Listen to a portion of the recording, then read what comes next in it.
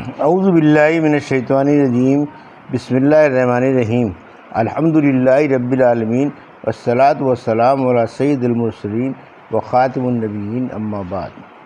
صحیح بخاری، باب کتاب الاستتابہ مرتدین، حدیث نمبر 6931، اردو ترجمہ۔ ہم سے محمد بن مسنہ نے بیان کیا، انہوں نے کہا ہم سے عبد الوہاب نے بیان کیا، کہا میں نے یحییٰ بن سعید انصاری سے سنا، کہا مجھ کو محمد بن ابراہیم تیمی نے خبر دی، انہوں نے ابو سلمہ بن عبد الرحمن اور عطا بن یسار سے، وہ دونوں حضرت ابو سعید خدری رضی اللہ عنہ کے پاس آئے اور ان سے پوچھا کیا تم نے حروریہ کے باب میں کچھ آن صلی اللہ علیہ وسلم سے سنا ہے؟ انہوں نے کہا حروریہ دروریہ تو میں جانتا نہیں، مگر میں نے آن صلی اللہ علیہ وسلم سے یہ سنا ہے، آپ فرماتے تھے اس امت میں، اور یوں نہیں فرمایا اس امت میں سے کچھ لوگ ایسے پیدا ہوں گے کہ تم اپنی نماز کو ان کی نماز کے سامنے حقیر جانو گے، اور قرآن کی تلاوت بھی کریں گے مگر قرآن ان کے حلقوں سے نیچے نہیں اترے گا، وہ دین سے اس طرح نکل جائیں گے جیسے تیر جانور میں سے پار نکل جاتا ہے، اور پھر تیر پھینکنے والا اپنے تیر کو دیکھتا ہے، اس کے بعد جڑ میں جو کمان سے لگی رہتی ہے اس کو شک ہوتا ہے شاید اس میں خون لگا ہو، مگر وہ بھی صاف۔ حدیث نمبر 6932، اردو ترجمہ۔ ہم سے یحییٰ بن سلیمان نے بیان کیا، کہا مجھ سے ابن وہب نے کہا کہ مجھ سے عمر بن محمد بن زید بن عبداللہ بن عمر نے کہا، ان سے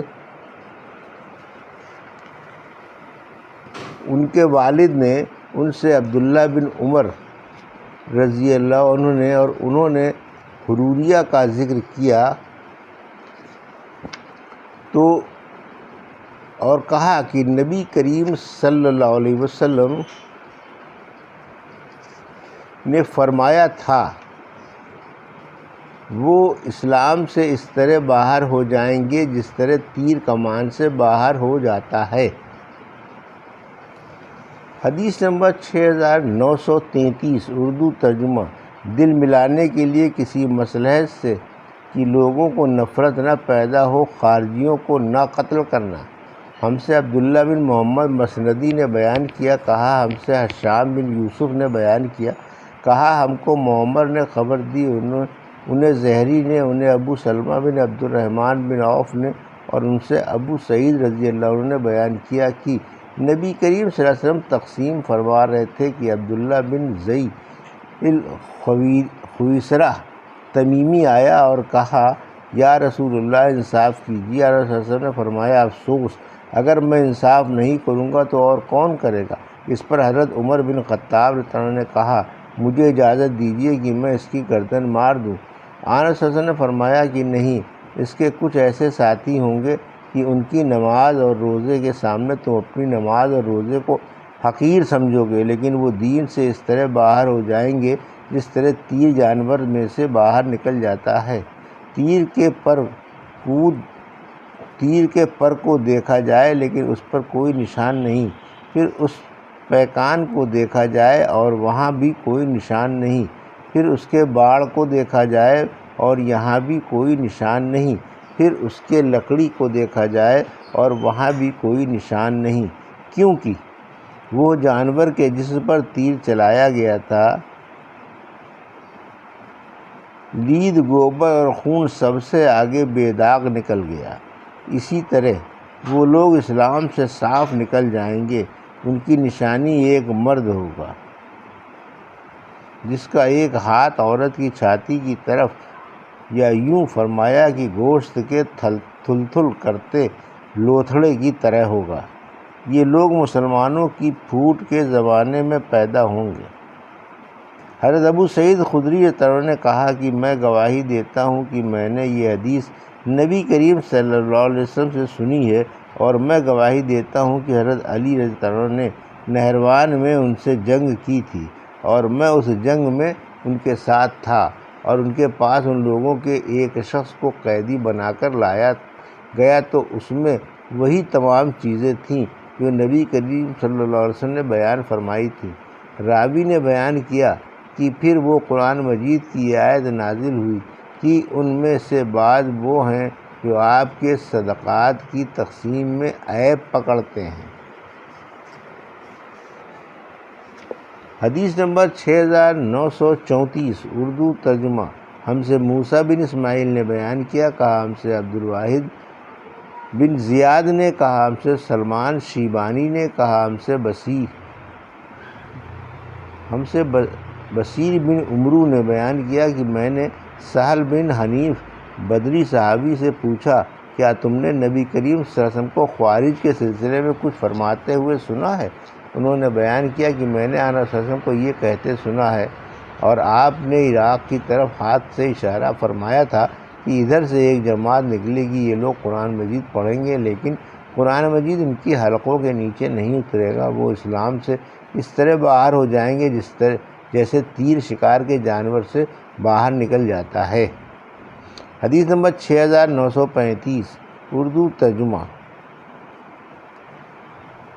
نبی کریم صلی اللہ علیہ وسلم کا ارشاد کہ قیامت اس وقت تک قائم نہیں ہوگی جب تک دو ایسی جماعتیں آپس میں جنگ نہ کر لیں جن کا دعویٰ ایک ہی ہو۔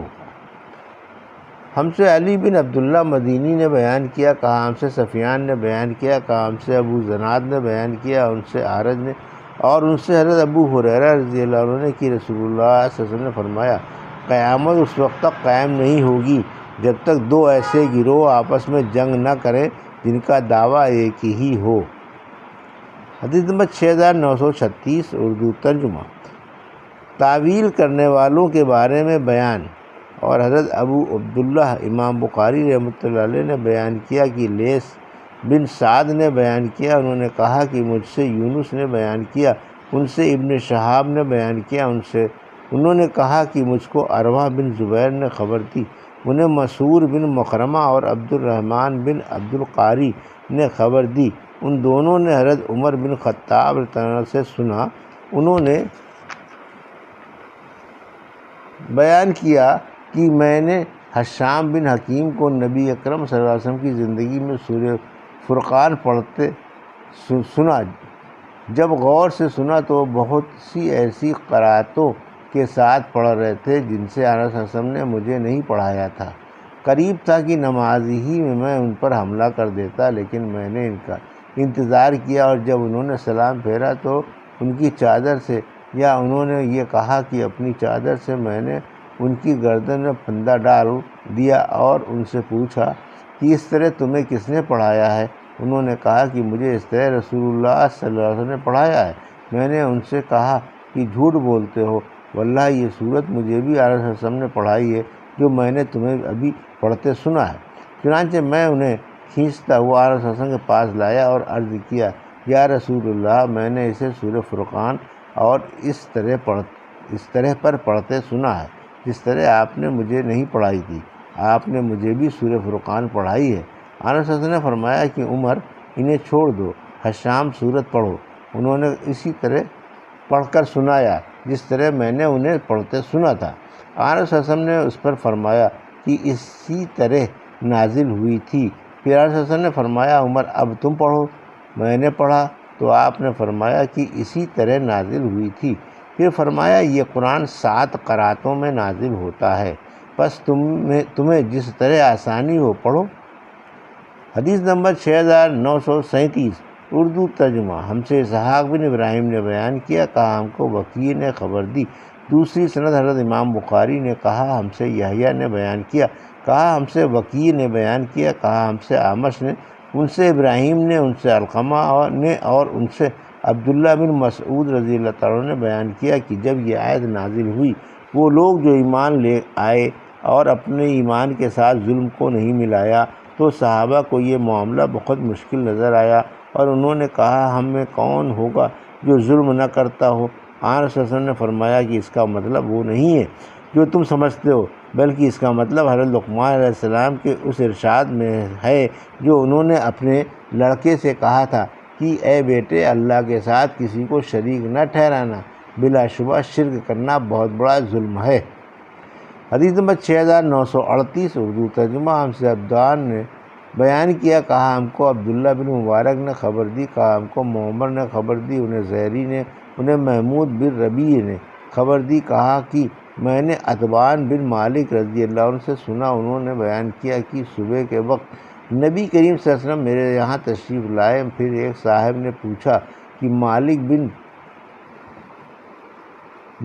بن دنشن کہاں ہیں؟ ہمارے قبیلے کے ایک شخص نے جواب دیا کہ وہ منافق ہے، اللہ اور اس کے رسول سے اسے محبت نہیں ہے۔ آپ صلی اللہ علیہ وسلم نے اس پر فرمایا، کیا تم ایسا نہیں سمجھتے کہ وہ کلمہ لا الہ الا اللہ کا اقرار کرتا ہے اور اس کا مقصد اس سے اللہ تعالیٰ کی رضا ہے؟ اس صحابی نے کہا کہ ہاں یہ تو ہے۔ آپ صلی اللہ علیہ وسلم نے فرمایا، پھر جو بندہ بھی قیامت کے دن اس کلمے کو لے کر آئے گا، اللہ تعالیٰ اس پر جہنم کو حرام کر دے گا۔ حدیث نمبر 6939 اردو ترجمہ۔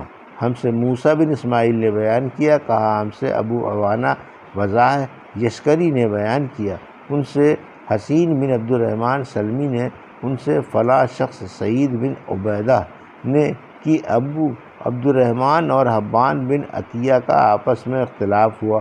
ابو عبد الرحمن نے حبان سے کہا کہ آپ کو معلوم ہے کہ آپ کے ساتھی خون بہانے میں کس قدر جری ہو گئے ہیں؟ ان کا اشارہ علی رضی اللہ عنہ کی طرف تھا۔ اس پر حبان نے کہا، انہوں نے کیا کیا ہے؟ تیرا باپ نہیں؟ ابو عبد الرحمن نے کہا کہ علی کہتے تھے کہ مجھے زبیر اور ابو مرشد رضی اللہ عنہ کو رسول کریم صلی اللہ علیہ وسلم نے بھیجا اور ہم سب گھوڑوں پر سوار تھے۔ آقا صلی اللہ علیہ وسلم نے فرمایا کہ جاؤ اور جب روضہ خاک پر پہنچو جو مدینے سے 12 میل کے فاصلے پر ایک جگہ ہے۔ ابو سلمہ نے بیان کیا کہ ابو عوانہ نے خاج کے بدلے حاج کہا ہے، تو وہاں تمہیں ایک عورت سارہ نامی ملے گی اور اس کے پاس حاطب بن ابی بلتہ کا ایک خط ہے جو مشرکین کو مکہ کو لکھا گیا ہے، تم وہ خط میرے پاس لاؤ۔ چنانچہ ہم اپنے گھوڑوں پر دوڑے اور ہم نے اسے وہیں پکڑا جہاں رسول اللہ صلی اللہ علیہ وسلم نے بتایا تھا۔ وہ عورت اپنے اونٹ پر سوار جا رہی تھی۔ حاطب بن ابی بلتہ رضی اللہ عنہ نے اہل مکہ کو آقا صلی اللہ علیہ وسلم کی مکے آنے کی خبر دی تھی۔ ہم نے اس عورت سے کہا، تمہارے پاس وہ خط کہاں ہے؟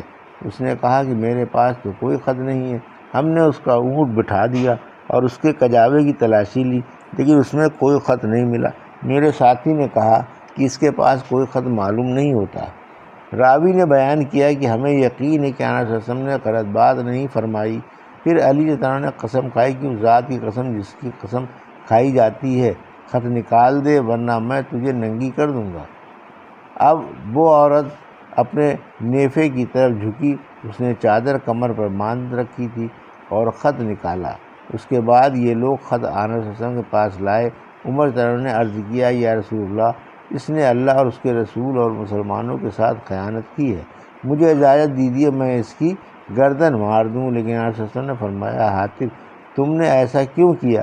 حاطب رضی اللہ عنہ نے کہا، یا رسول اللہ، بھلا کیا مجھ سے یہ ممکن ہے کہ میں اللہ اور اس کے رسول پر ایمان نہ رکھوں؟ میرا مطلب اس خط کے لکھنے سے صرف یہ تھا کہ میرا ایک احسان مکے والوں پر ہو جائے جس کی وجہ سے میں اپنی جائیداد اور بال بچوں کو ان کے ہاتھ سے بچا لوں۔ بات یہ ہے کہ آپ کے اصحاب میں کوئی ایسا نہیں جس کے مکے میں ان کی قوم میں کہ ایسے لوگ نہ ہوں جس کی وجہ سے اللہ ان کے بچوں اور جائیداد پر کوئی آفت نہیں آنے دیتا، مگر میرا وہاں کوئی نہیں ہے۔ آقا صلی اللہ علیہ وسلم نے فرمایا کہ حاطب نے سچ کہا ہے، بھلائی کے سوا ان کے بارے میں اور کچھ نہ کہو۔ بیان کیا کہ عمر رضی اللہ عنہ نے دوبارہ کہا، یا رسول اللہ صلی اللہ علیہ وسلم، اس نے اللہ اور اس کے رسول اور مومنوں کے ساتھ خیانت کی ہے، مجھے اجازت دیجیے کہ میں اس کی گردن مار دوں۔ آقا صلی اللہ علیہ وسلم نے فرمایا، کیا یہ جنگ بدر میں شریک ہونے والوں میں سے نہیں ہے؟ تمہیں کیا معلوم؟ اللہ تعالیٰ ان کے اعمال سے واقف تھا۔ اور پھر فرمایا کہ جو چاہو کرو، میں نے جنت تمہارے لیے لکھ دی ہے۔ اس پر عمر رضی اللہ عنہ کی آنکھوں میں خوشی سے آنسو بھر آئے اور عرض کیا، اللہ اور اس کے رسول ہی کو حقیقت کا زیادہ علم ہے۔ ابو عبداللہ حضرت امام بخاری رحمۃ اللہ علیہ نے کہا کہ خاخ زیادہ صحیح ہے، لیکن ابو عوانہ نے حاج ہی بیان کیا ہے۔ اور لفظ حاج بدلا ہوا ہے، یہ ایک جگہ کا نام ہے اور پشم نے خاج بیان کیا ہے۔ یہ تھی صحیح بخاری باب کتاب استطابہ مرتدین کی حدیث نمبر 6931 سے 6939 کا اردو ترجمہ جو ابھی آپ نے سماعت فرمایا۔ اللہ سے دعا ہے کہ اللہ میں حدیثوں کی صحیح سمجھ عطا فرما اور ان پر عمل کرنے کی توفیق عطا فرما، آمین یا رب العالمین۔